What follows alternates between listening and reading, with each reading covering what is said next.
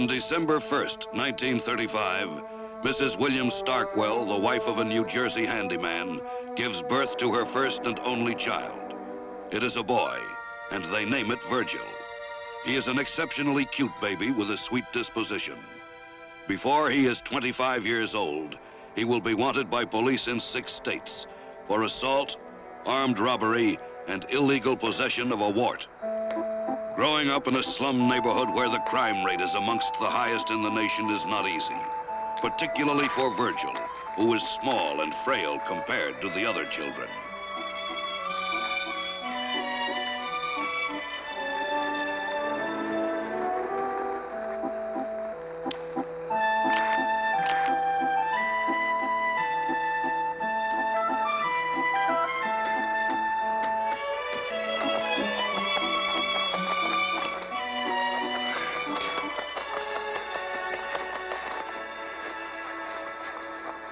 Virgil Starkwell attends this school, where he scores well on an IQ test, although his behavior disturbs the teachers.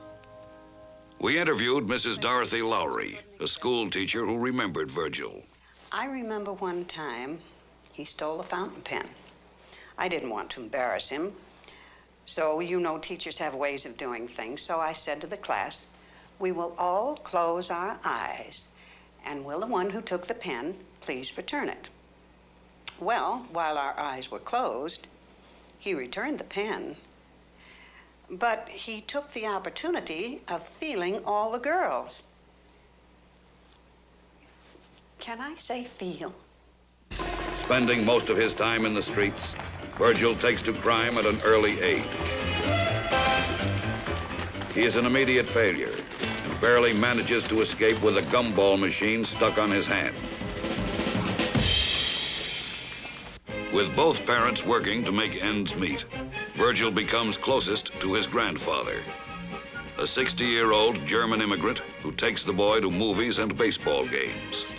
Then tragedy strikes. At a Washington Senators game, Virgil's grandfather is struck in the head by a foul ball. The blow causes permanent injury to his mind, and he becomes convinced he is Kaiser Wilhelm. Here are some rare photos of him with other patients on the sanitarium grounds. When he is 15 years old, amidst the violence and poverty of the slums, Virgil receives a cello as a gift. He is fascinated by the instrument, and for the first time in the Starkwell house, music is heard.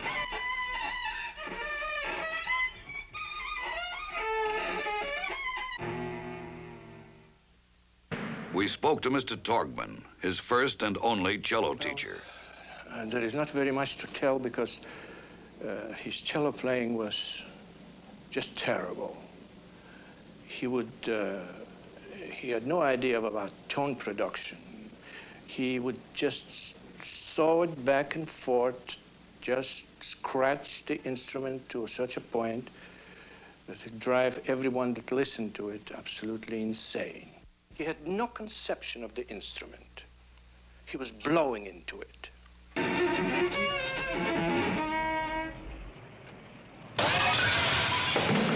He loved his cello, and I think he stole to pay for his lessons, but he would not apply himself one iota.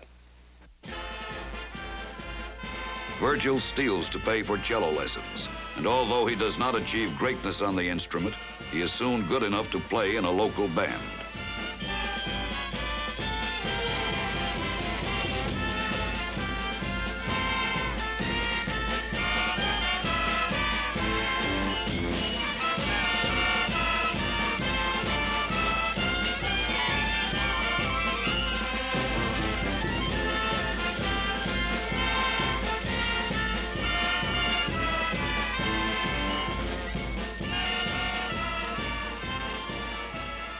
A jungle, however, is no place for a cellist, and Virgil soon learns the facts of life.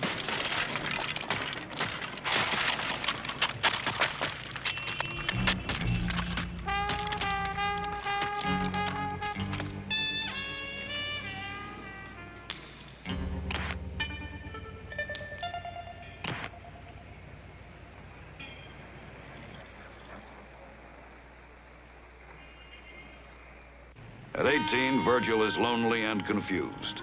Unable to concentrate in school, he has long since dropped out. He wants nothing more than to belong, if only to a street gang. It is here, he thinks, he will prove his manhood.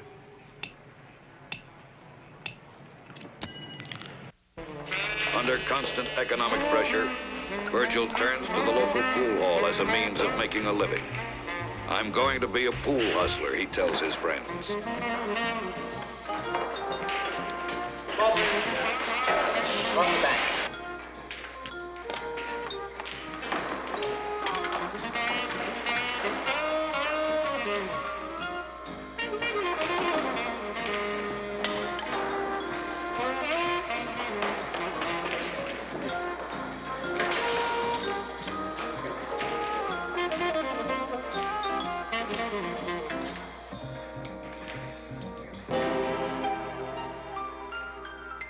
Virgil tries to join the Navy, but is psychologically unfit.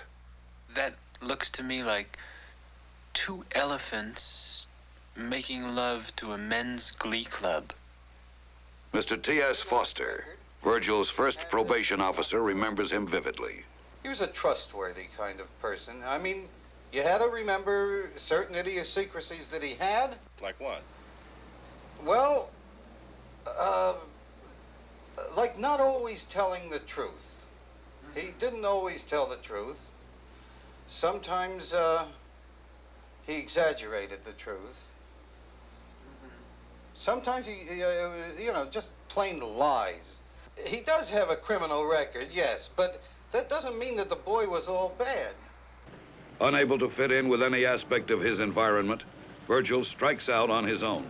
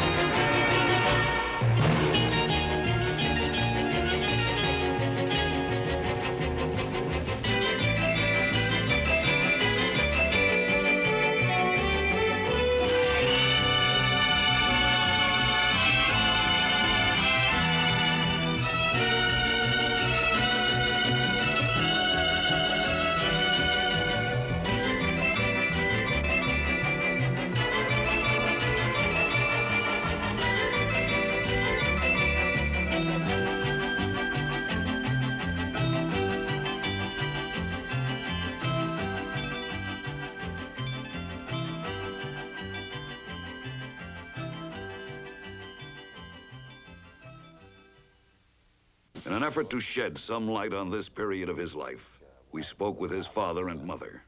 They are ashamed of their son's criminal record and so wear disguises. He was a good boy. He was a Oh, wonderful come boy. on. If he was a good boy, why are we wearing these? He's rotten. He's a gangster. Oh, That's what he oh, is. This is what he How is. can you say that? He was so Kid is a bright, and he gangster. was so Well, talented. bright and And he talented. loved music. He and was you know, an he could have been a atheist. musician. I tried to beat God into him, but it was too tough. He's trying to get away from us and be independent and make his own life and All be a right. human being on his own. I mean, you're a very dominating person. What? You are, and he was trying to find Me? himself. All right, Yes. look, I'll talk to you later about the whole thing. What do you mean later? Vowing that he will never serve his full term, Virgil plans an elaborate escape using a bar of soap and some shoe polish.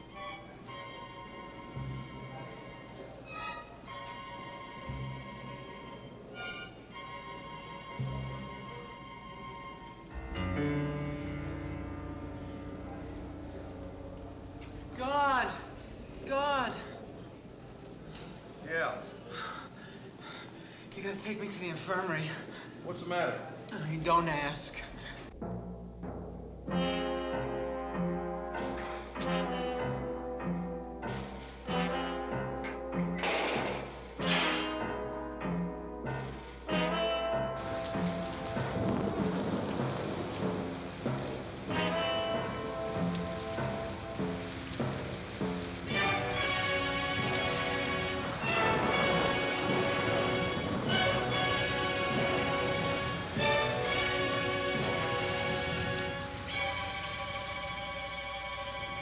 Virgil's attempted escape is dealt with harshly.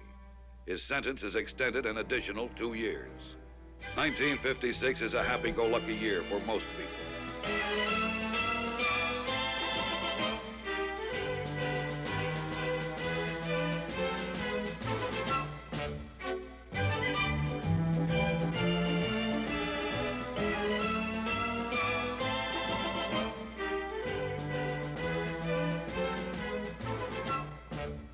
Virgil sees none of it from his tiny cell. He marks time by reading, until one day a new opportunity arises. We need volunteers for an experiment. The doctors want someone to be inoculated with a new vaccine. It's never been tried on humans before, so we don't know what the side effects may be. To be honest, you'll be taking a chance. As reward, there's a parole. I'm sure there are some among you brave enough to take the risk.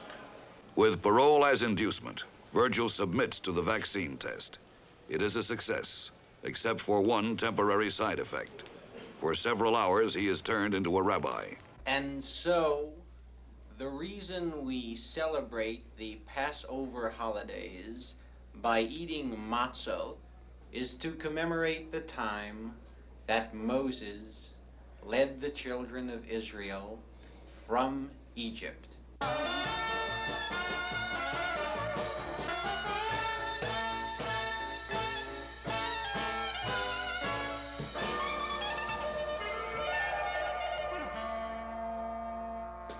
He has so many good qualities. I mean, Yeah, name.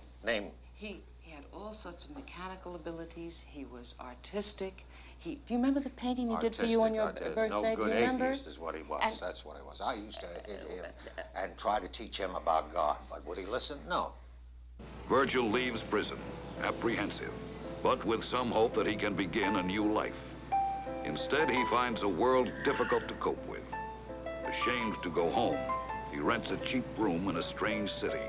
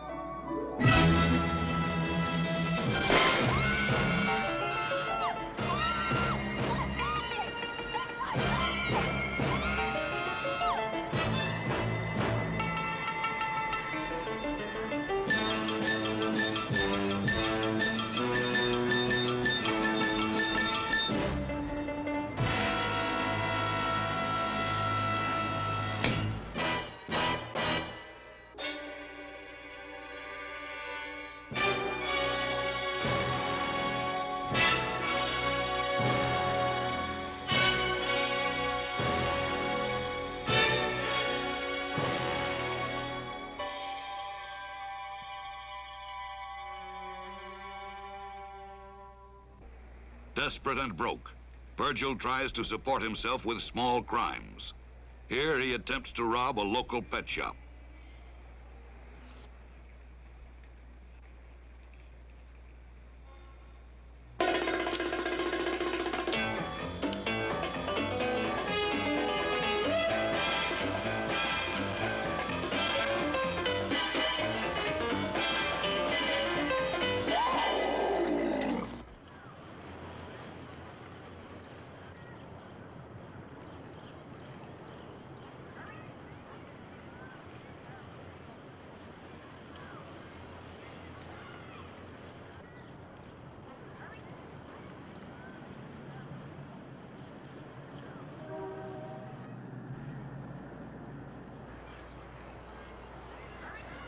I hope you haven't been watching me.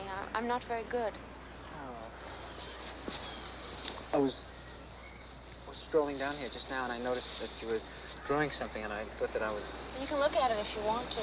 Can I? It's not very good. Oh, I wouldn't say that. I think that's wonderful. This is not very good. Well, I think that's very good, actually. I would have that. I think you could probably make cash. Are you an artist? No, of course I'm not an artist. No? Well, what do you do? I'm a laundress. Laundress? Laundry? Yeah, I wash clothes. Primarily. That's great. No, it isn't. I like it, but it's not particularly interesting. What's your name? Louise. What's yours? Virgil. Stockwell. Virgil Stockwell. What do you do? What do I do? What do I do?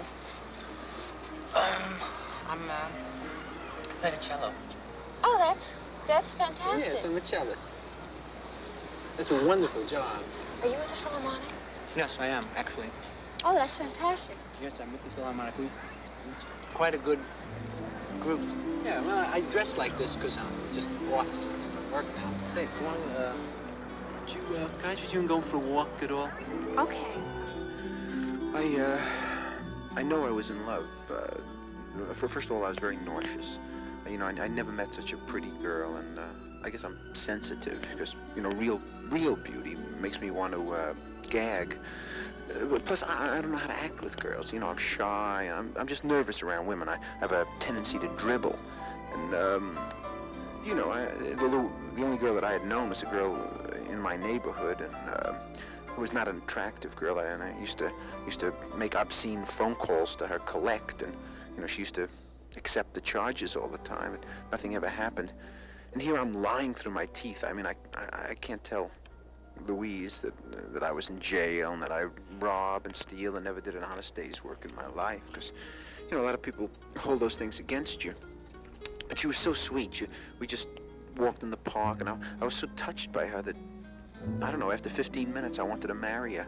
And after a half hour I completely gave up the idea of snatching her purse. I wanted to tell her actually that I wasn't with the Philharmonic, but she was so impressed by it. And once she asked me some questions about Mozart, and she got suspicious because for a minute, you know, I couldn't place the name. I don't know. When it comes to women in prison, I remember the psychiatrist asked me if I had a girl, and I said no. And he said, well, do I think that sex is dirty? And he said it is if you're doing it right. All I know is my heart was really pounding, and I felt a funny tingling all over. You know, and I don't know, I was either in love or I had smallpox.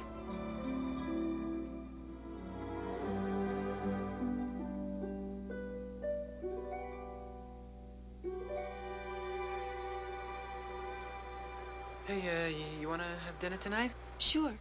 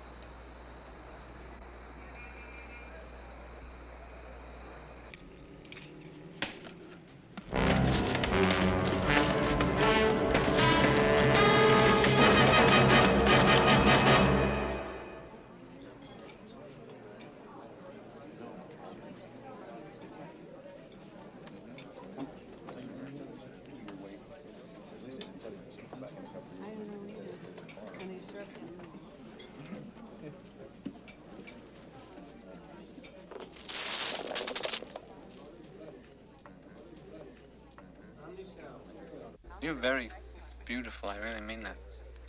Does it embarrass you when I say that? Mm-hmm. Does? That's a pretty hat. Thank you. Yeah, I see them all over town. Do you? Mm-hmm. You know, feather and the white. I haven't seen any. Oh yeah, they're on sale downtown. I passed them as I was walking around the streets. I passed them. There are millions of them. In that one of those bins.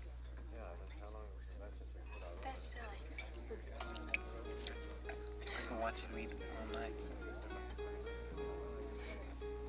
Why? I don't know. It's so pretty when you stick the burger in your face.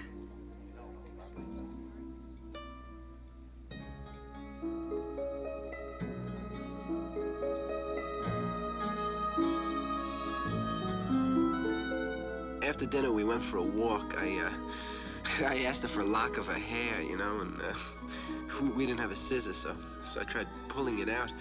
And she was a good sport, I tell you. She was, you know, when she got excited, she stuttered. She was so cute that way. I like a girl who stutters, you know. They turn red, and they're always gasping for breath, you know. It's sweet looking. And she was an expert on laundry, you know. She was fantastic. I offered to let her do my shorts, and she was very moved by that, I think. She just knew everything about underwear. I never saw anybody who knew so much about socks and T-shirts. She was some kind of, you know, genius that way.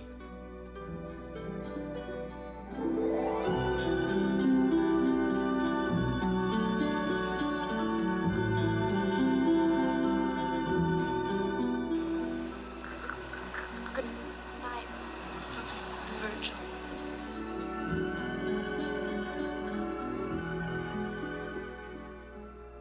Continuing his deception, Virgil sees Louise more frequently. When she questions him about his cello playing, he avoids the subject. In order to better understand Louise, let us examine her background briefly.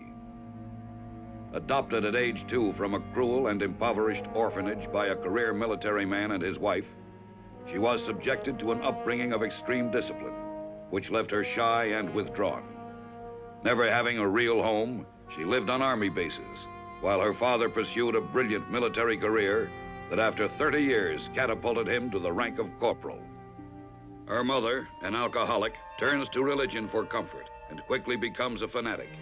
She responds to Louise's need for love by beating the child and claims to have conversations with God in which they discuss salvation and interior decorating. Destitute and in love, Virgil attempts to change his life with one bold stroke.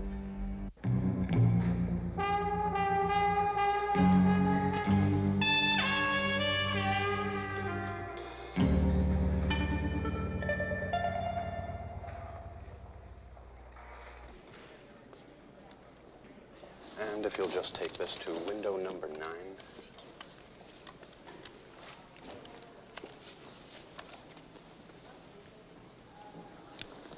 What does this say? Can't you read that? I can't read this. What's this? Act natural? No, it says, please put $50,000 into this bag and act natural. It does say act natural. So I am pointing a gun at you. That looks like gub. That doesn't look like gun. No, that's gun. No, that's gub. That's a B. No, see, that's an N. It's G-U-N. It's gun. George, would you step over here a moment, please? What does this say? Please put $50,000 into this bag and act natural. What's act? It's act. Does this look like gub or gun? Gun. See?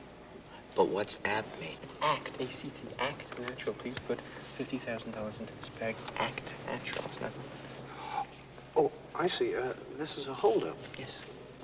May I see your gun?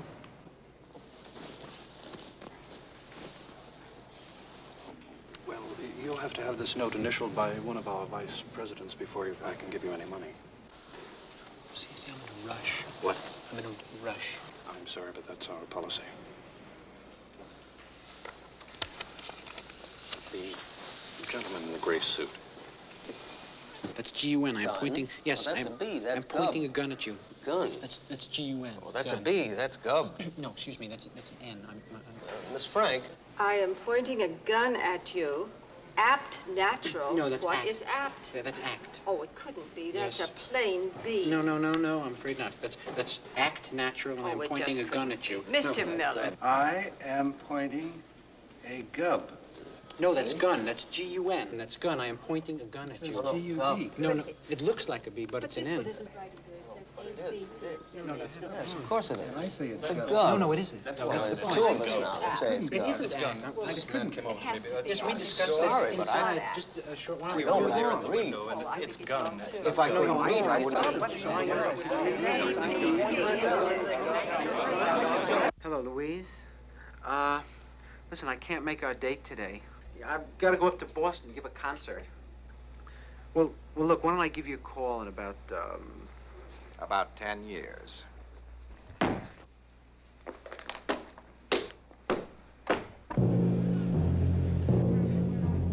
Virgil Starkwell is apprehended in the act of bank robbery.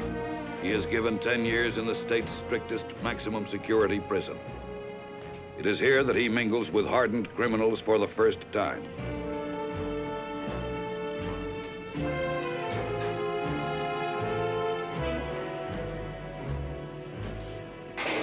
The prison has not been built that can hold me, Virgil tells another inmate, and I'll get out of this one if it means spending my entire life here.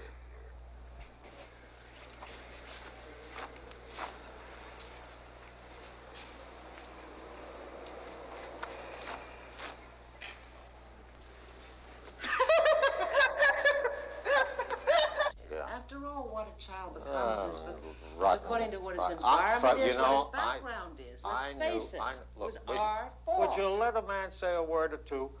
I knew there was a day when I said, this kid is rotten. You know the expression, a rotten kid? That's what this kid is. I knew it when he was Whose a... genes did he have?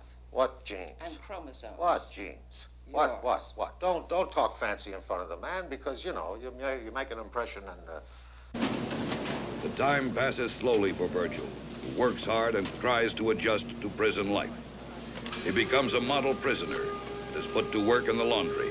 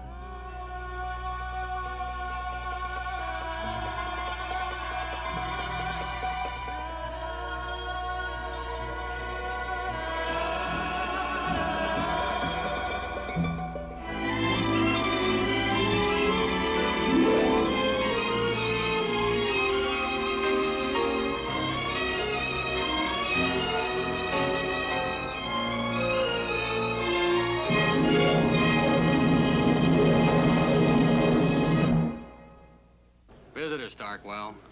For me?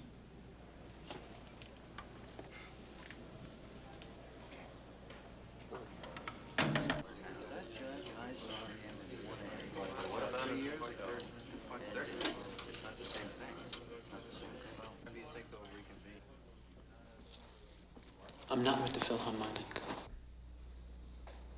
I know. I'm sorry. It's okay, Virgil.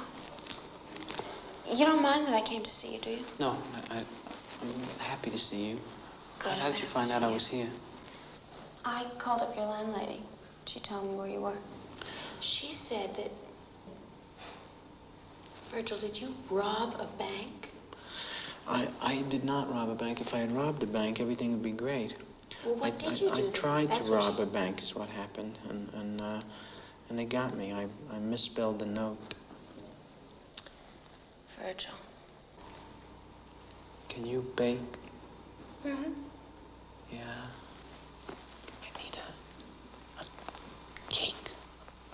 Big cake, like a chocolate layer cake. Virgil, you're allergic to chocolate. I need a cake with a gun in it.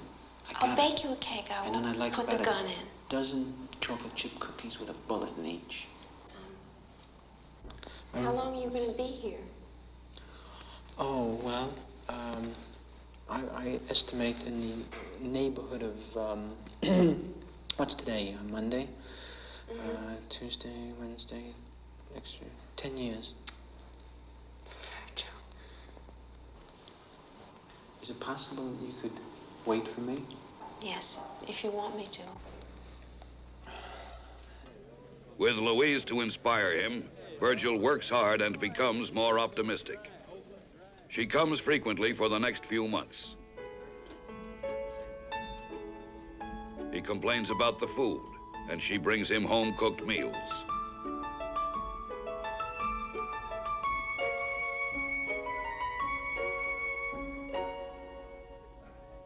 Louise's impact on Virgil is discussed here by Dr. Julius Epstein, a one-time prison psychiatrist who recalls Virgil.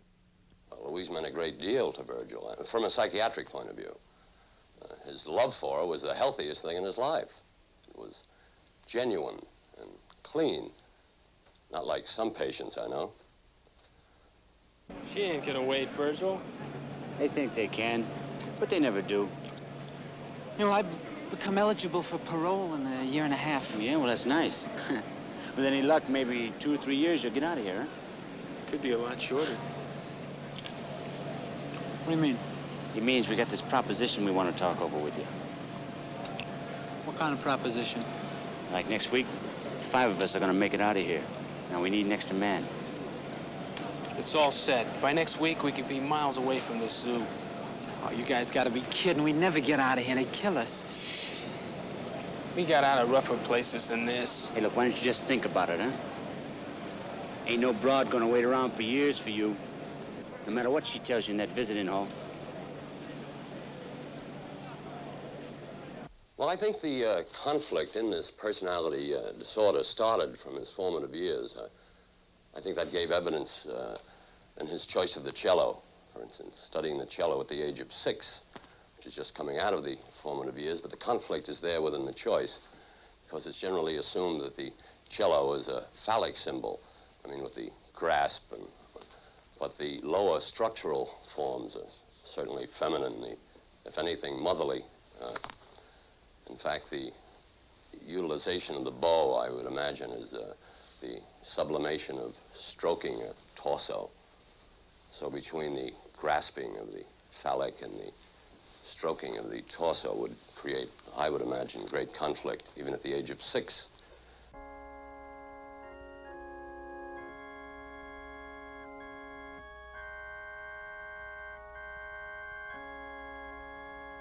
Virgil Starkwell becomes part of an escape plot. His every move becomes tense and strained.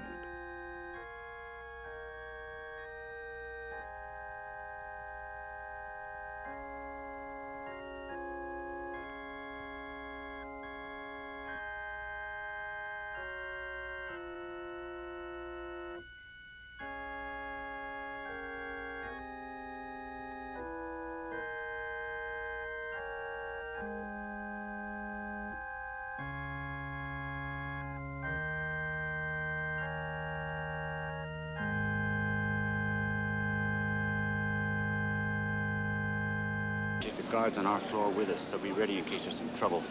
I still don't understand how we're gonna get past the main tower. We're gonna be dressed as guards. That's why Friday at noon, because you work in the laundry, you're gonna steal the guards' underwear. What? Yes, we already got some uniforms stashed in the dark room. I don't understand. If you got the guards' uniforms, what do you need their underwear? We want to do this as realistically as possible. I'm known for my detail work.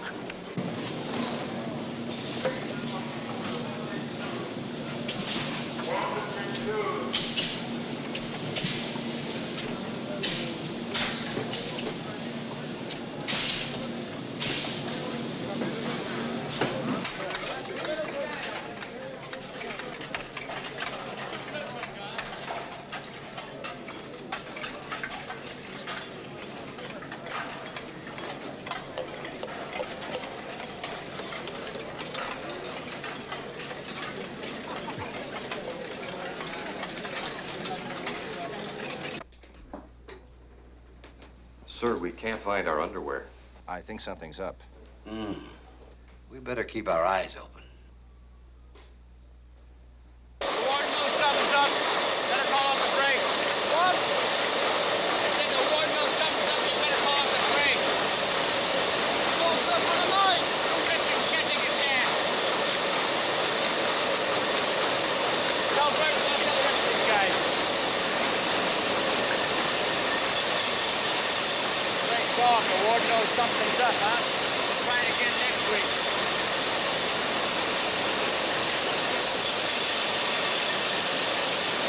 Wants to see you. Come on.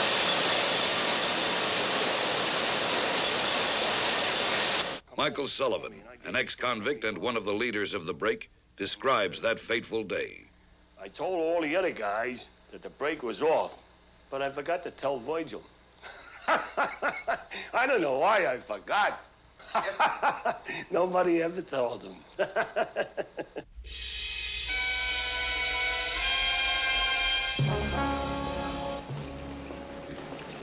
All ready. What? Huh?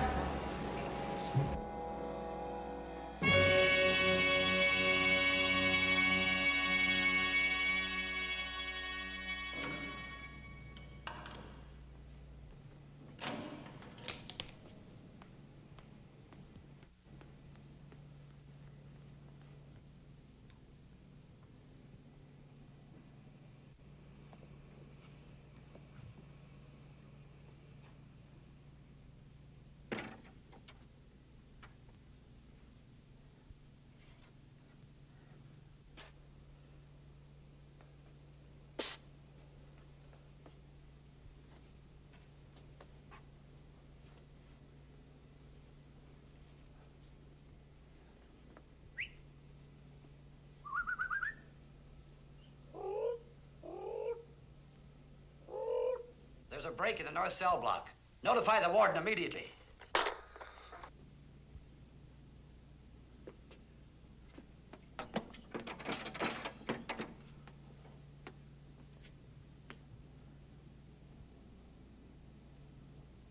Hey, where is everybody? We called the break off. You called the break off? Yeah. Why didn't somebody tell me? Did you hear that? Virgil's out there by himself. Could somebody possibly sneak downstairs and let me back in?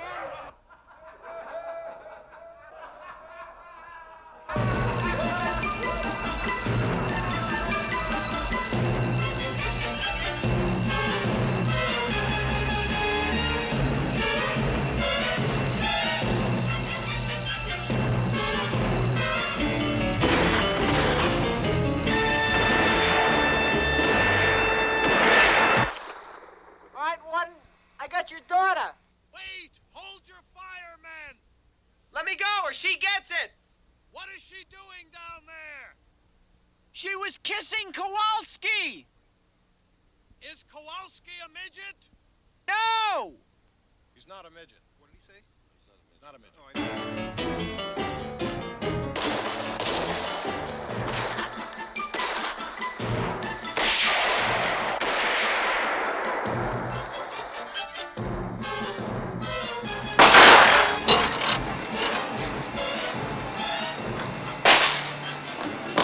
Taxi, please. First one in line's next.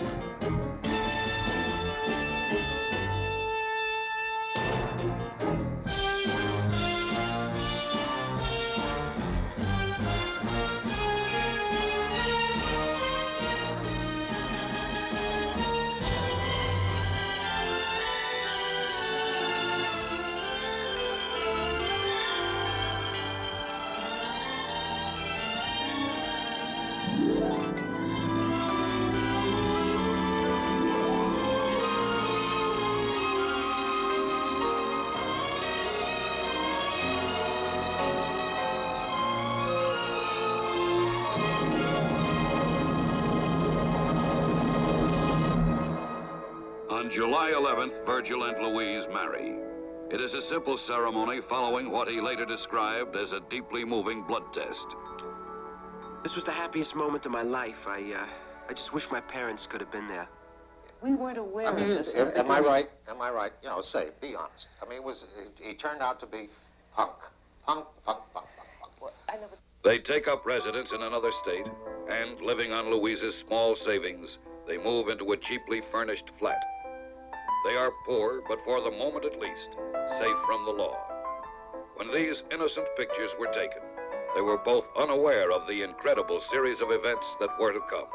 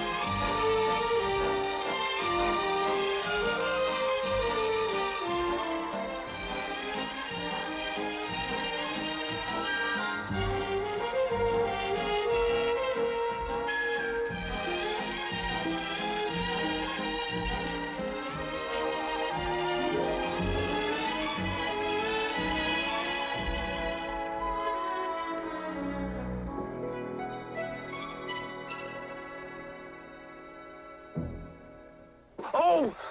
Oh, what's the matter, Virgil? Oh, I got a cramp in the arch of my foot. What?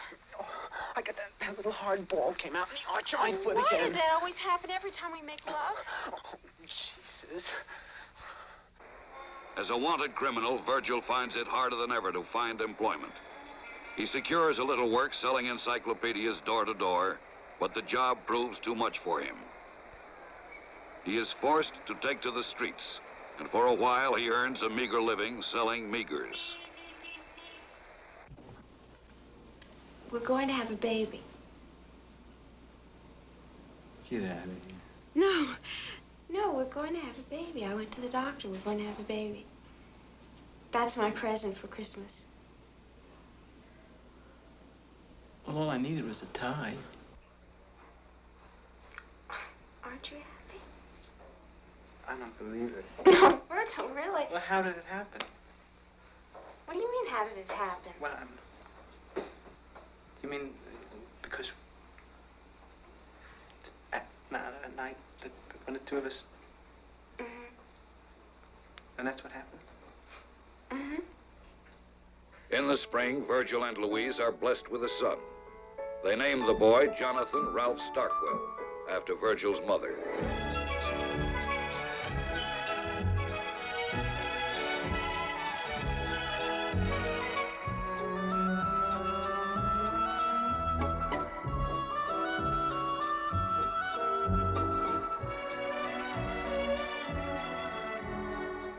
Virgil and Louise move to a new state and try to start over. Virgil has the usual trouble finding work. Finally, he hears of an opening in an insurance office and is back against the wall. He attempts to lie his way into the job. Please sit down.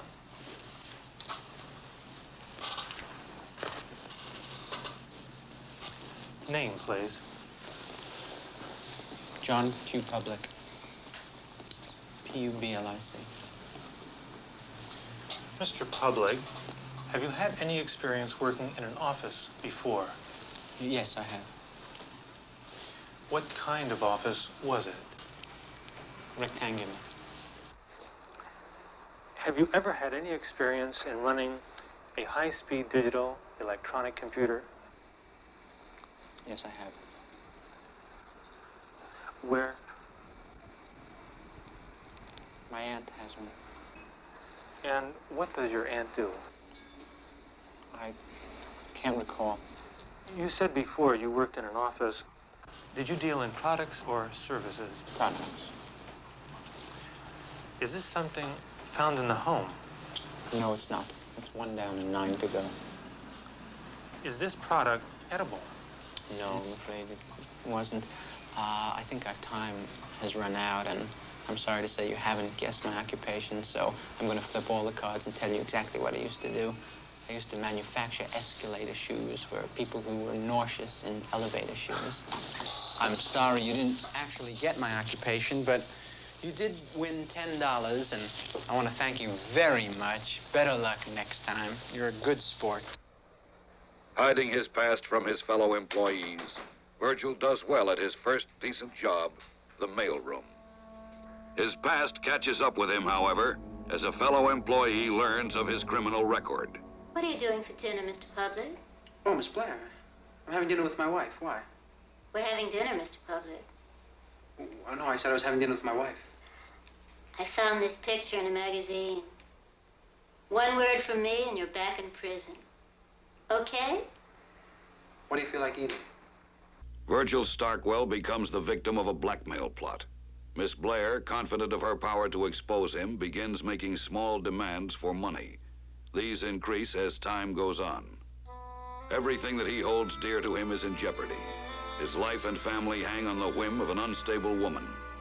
He is driven to desperation, and with the responsibility of a wife and child to protect, Virgil Starkwell contemplates murder. What would you like to drink? Oh, what do you have? Oh, how about some sherry? I have some very fine sherry.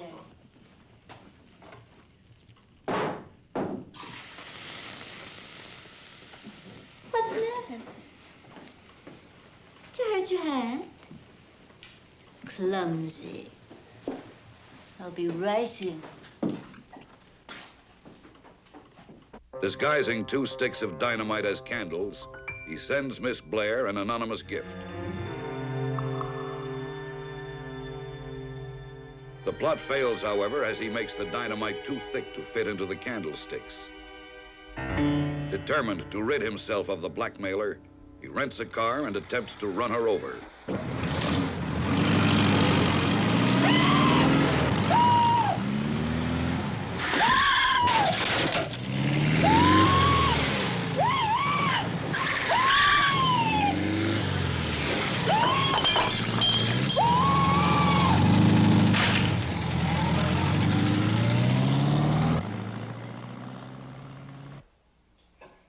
You know, I think somebody's trying to kill me.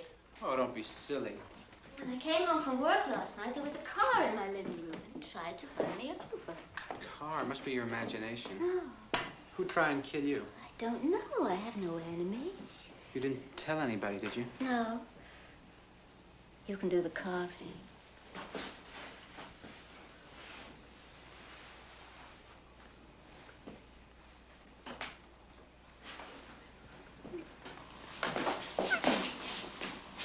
Joe.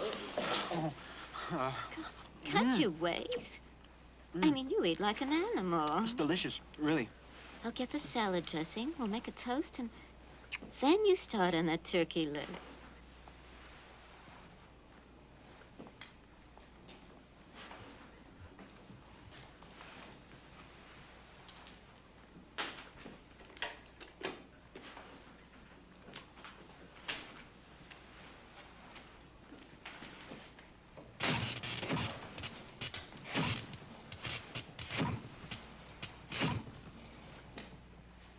What are you doing in there? I'm just creating the proper atmosphere, dear.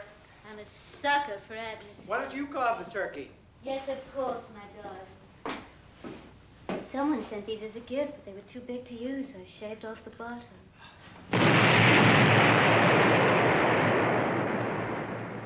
With law enforcement agencies on his trail, Virgil takes his family and heads south. Here, they manage to secure cheap lodging temporarily.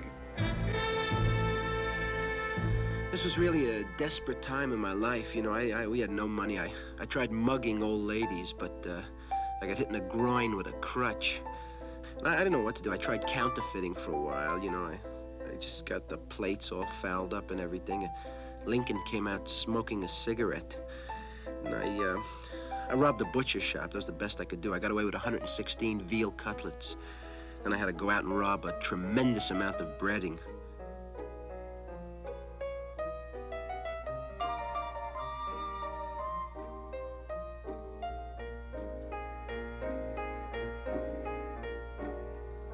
Their money gone, and with food scarce, the Starkwells live like hunted animals.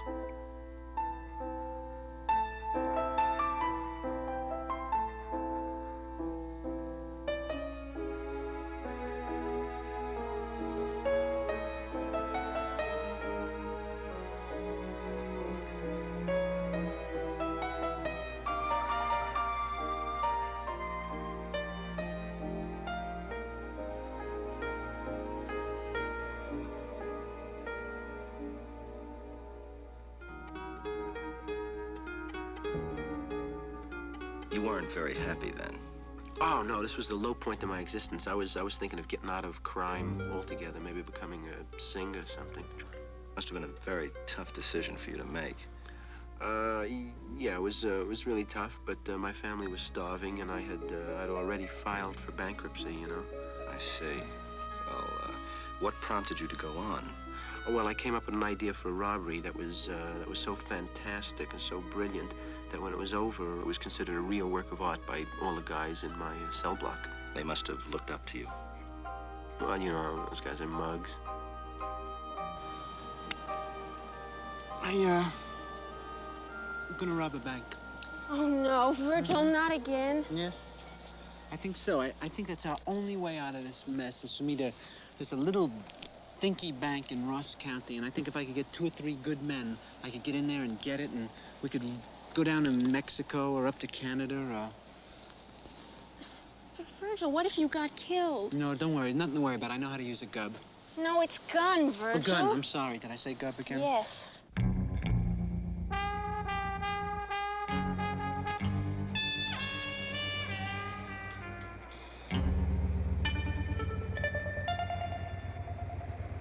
Don't turn around.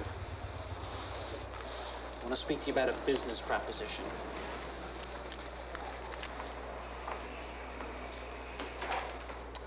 It's a bank job. A couple of guys and myself going to get together about 4 weeks from now. $250,000. We walk in and take it like that. It's an easy job. Figure we just pull up, take it.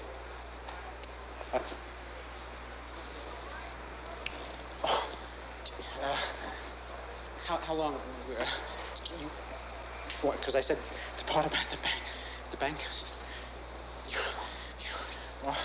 You're looking. You guys are dressing alike again. Oh, see, I just broke it myself. All the boys in the neighborhood went wrong. It wasn't his fault. We just didn't What have time would for have- him. look, We were working look, so hard. Would you like to see my stamp collection? What do you mean, I stamp have, look, collection, I have a William? collection What of are you stamps talking of First, he selects an appropriate bank. Next, he cases the bank by cleverly concealing a camera in an unsuspected place.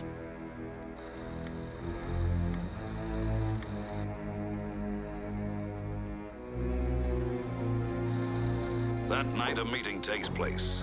Among the ones chosen are some of the most sinister names in the underworld. William Hummers, wanted by the police for bank robbery, assault with a deadly weapon, murder, and getting naked in front of his in-laws. Frankie Wolf, wanted by federal authorities for dancing with a mailman. A.D. Armstrong, wanted all over the country for arson, robbery, assault with intent to kill, and marrying a horse. All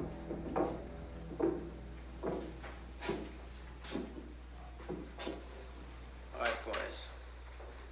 We're here to talk about the Union Fidelity Bank. June 16th, 10 a.m. What you're about to see are films of the Union Fidelity Bank. We're gonna see them just once. Then to destroy the evidence, we're gonna eat the film. It'll be buffet style. You can just help yourself, take plates. There's potato salad over there, and my wife made coffee. These films could save your lives.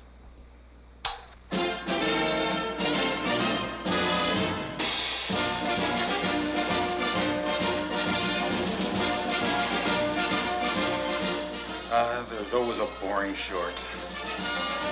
He'd have the gang over for meetings, and I'd put out little trays of pretzels and bullets. And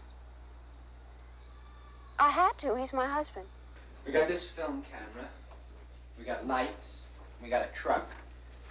And the idea is we pull up in front of the bank and we look like we're making a movie. We play the actors, but we needed somebody to be the director. Birch, I got the perfect guy.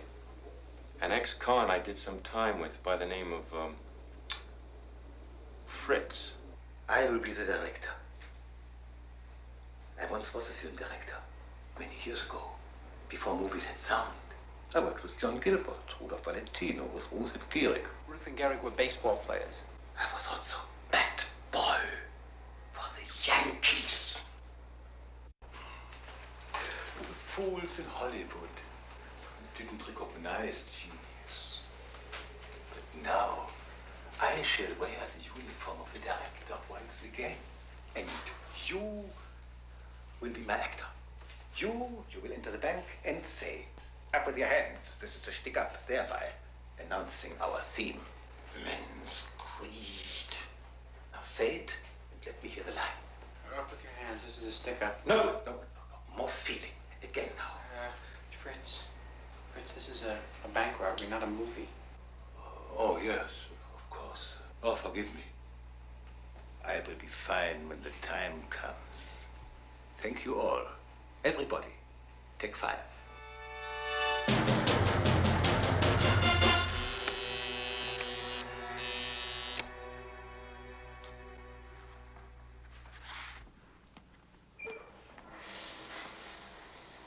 Oh, don't tell me you're going to use the shower now. Virgil, why do you do this to me every morning? I just got in here. Well, I'm going to be late for the robbery. So you'll be 5 minutes late. They can start without you. They can't start without me. I'm the leader. I made you some coffee. Oh, Jesus. Every day I have trouble getting in the bathroom. For crying out loud. Honey, what shirt do you want to wear? What'd you say? I said, what shirt do you want to wear? I'm going to wear my light blue. No, you're not. It was dirty. I washed it last night. Why did you wash it? I was going to wear it today. I washed it because it was dirty. Well, so what? I'm just going to rob a I happen bank. to have ironed your beige shirt. Do you want to wear that? No, I can't wear a beige shirt to a bank Why not? robbery. Because it's light. I'll be an easy target. I think it's a perfectly good shirt to wear. No, it isn't a good shirt. It's beige. What Who are the other wears guys beige wearing? to a bank robbery? What are the other guys wearing? I don't know. For crying out loud. Well, why don't you call them up and ask them? Oh, nobody's going to be wearing beige to a bank robbery. It's in poor taste.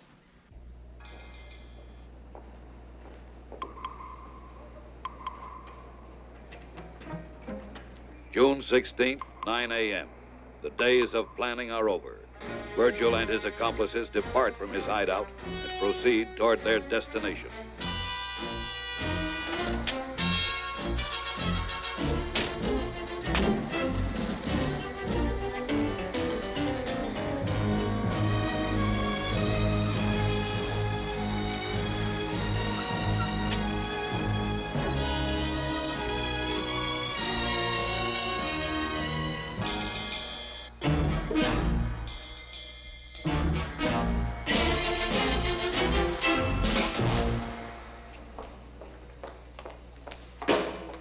Everybody get your hands up. This is a stick-up.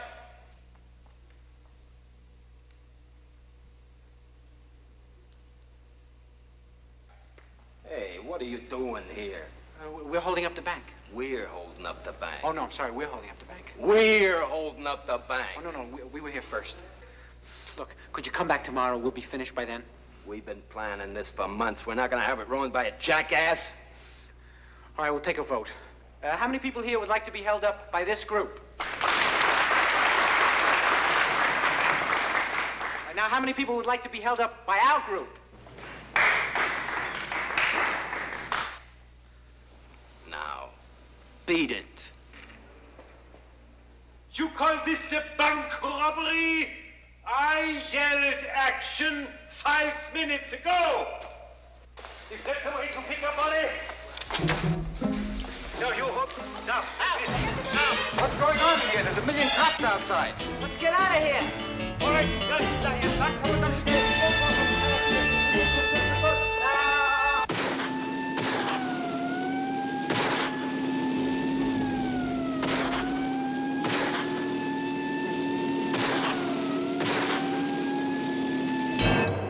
Each member of the gang gets 5 years for his part in the crime. Virgil gets 10.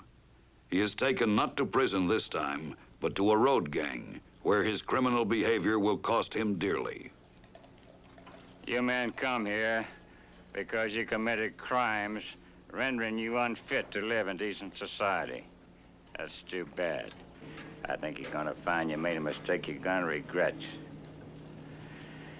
Our job, man and the boys, is to see that you get some civilization in you so that when you leave here, you're gonna think twice about performing antisocial acts. And my advice to you is to obey the rules and do your job. You got any complaints, you come to me. There ain't nobody on the outside gonna help you. Now, we don't like complainers and we don't like troublemakers. If things get a little too rough for you in here, you're just free to take off for Florida. Show 'em which direction Florida is, boys.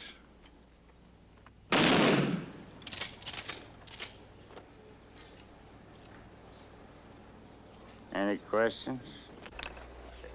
Do you think a girl should pet on the first date? What? I mean, if both parties involved are mature and liberal. Gonna see Miss Liza. Gonna go to Mississippi. Gonna see Miss Liza. Gonna go to Mississippi. Gonna see Miss Liza. Gonna go to Mississippi. Gonna see Miss Liza. Gonna see Miss Liza. Gonna go to Mississippi. Gonna go to Mississippi. Gonna see Miss Liza. Gonna go to Mississippi. Gonna see Miss Liza. Gonna go to Mississippi.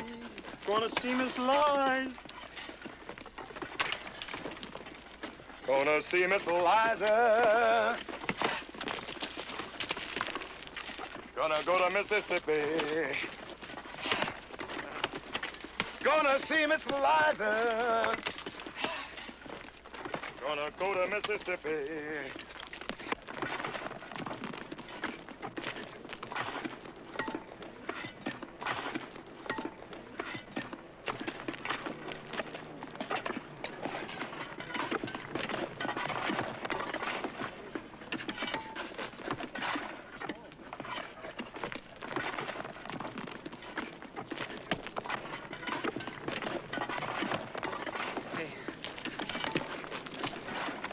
You think you got a good enough aim with that hammer to knock these bracelets off me?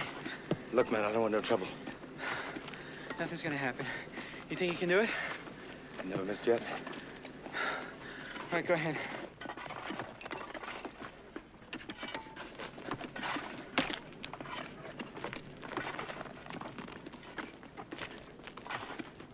Sorry, man. First day.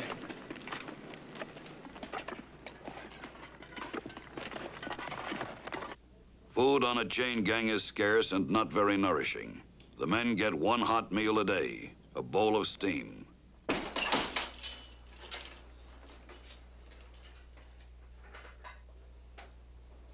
All right, boys. Who didn't give me a good day's work?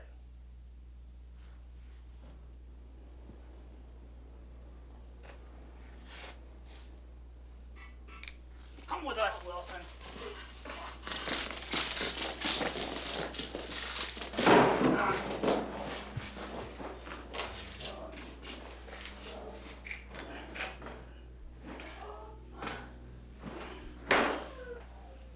What's the matter, Starkwell? Can't you take it? Come on, I want you to see this so you'll know what you got to look forward to.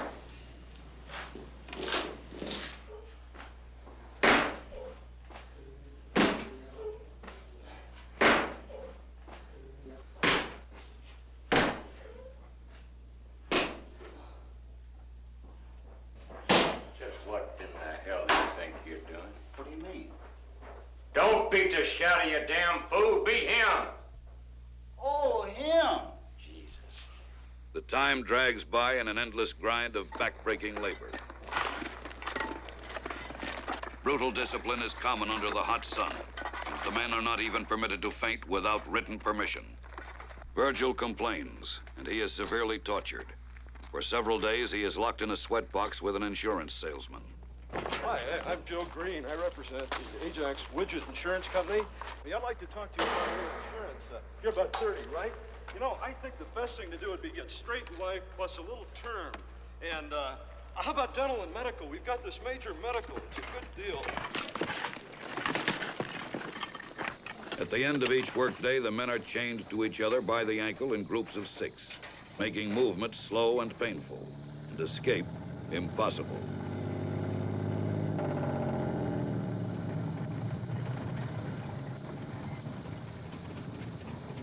Then, one day, the impossible is attempted.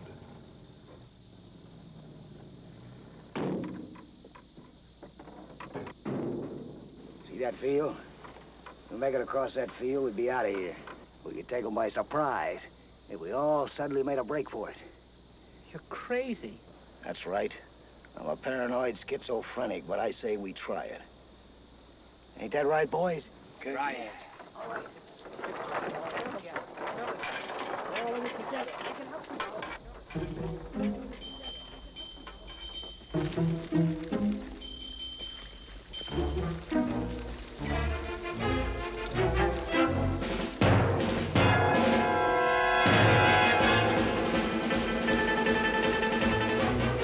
I'm not with them. I want to stay. All right, everybody split up!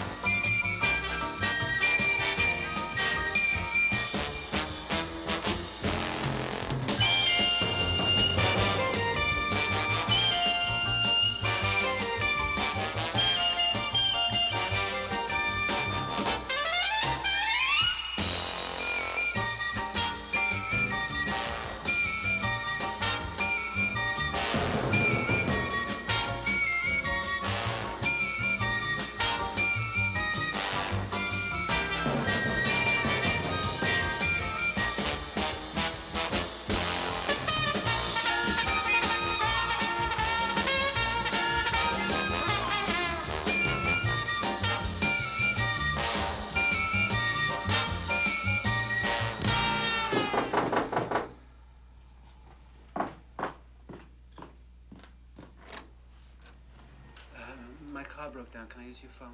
Of course. Come in.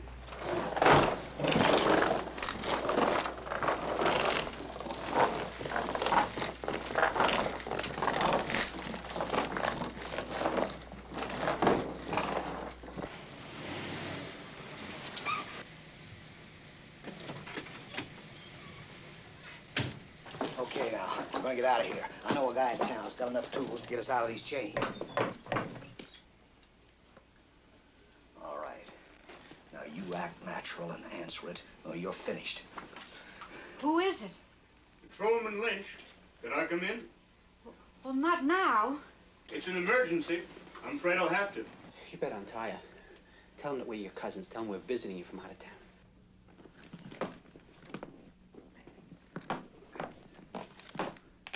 All right. One false move and you're finished.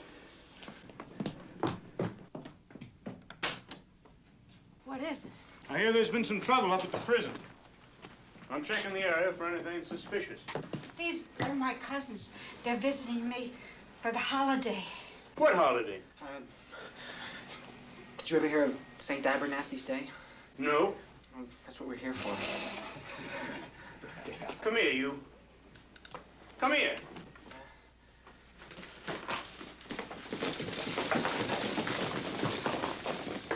Do you think your cousin is safe living here all alone? Look how close we are to the prison. Look out here. It's just a few miles down the road. Come here. I don't know. You sure can't be sure when you live so close to a prison. Hey, wait a minute. Did I see something move out there? You couldn't have. I'm sure I saw something move. Quick, everybody take one window and check it. If there's somebody out there, we're gonna have a chance to see him.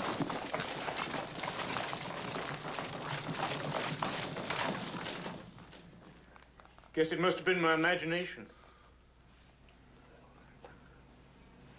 Now?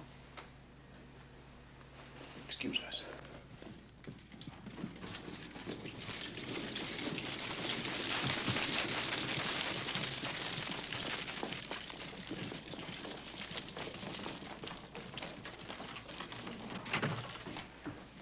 They're escaped convicts. Really? They've broken in.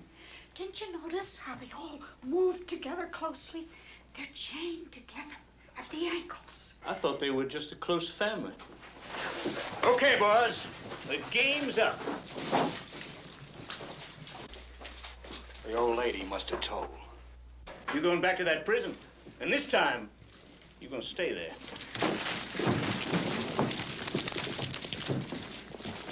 Where are we gonna go? We need tools. Let's get my wife. She'll help us out of this.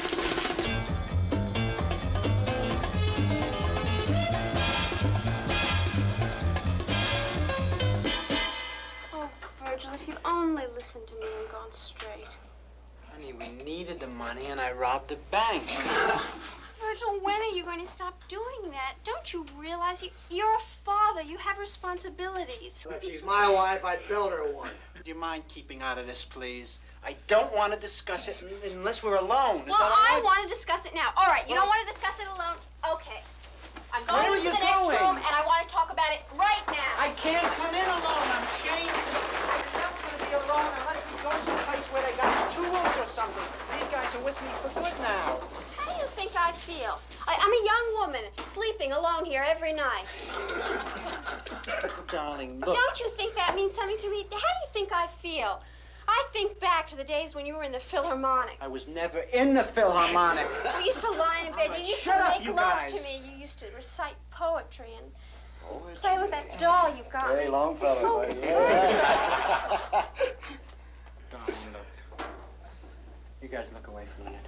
Sweetheart, don't you know that no matter what happens, you're always going to mean the same to me?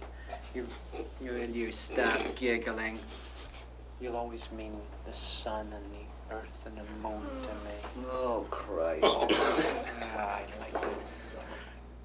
With Louise's help, the chains are removed from Virgil's ankles.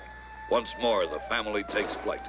Feeling guilty about their son's education, Louise tries tutoring him.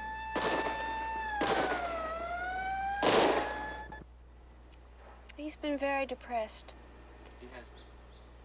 I think if he had been a successful criminal, he would have felt better. You know, he never made the 10 most wanted list. It's very unfair voting. It's who you know. Virgil Starkwell embarks on a series of crimes that make him a wanted desperado.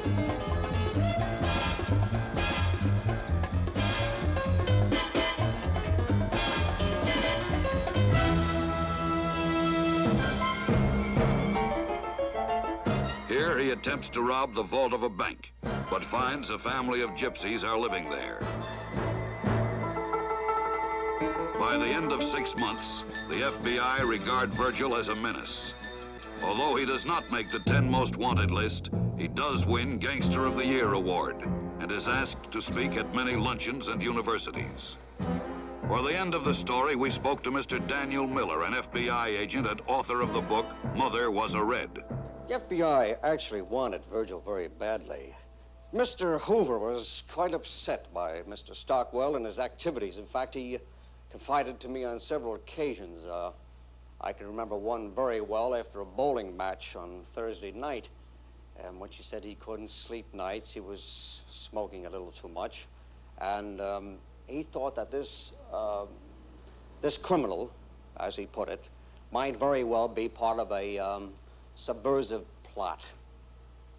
Obviously an atheist and a pinko, and trying in general to disturb our society. We finally traced him to a cheap neighborhood down in Lower East Side from New York, where he was living at the time in a very sleazy, rundown tenement house. Verge, I remember him. I used to live with him, as a matter of fact, in the same rooming house, that is. One day he told me he was a gynecologist, and he couldn't speak no foreign languages. Who's he kidding?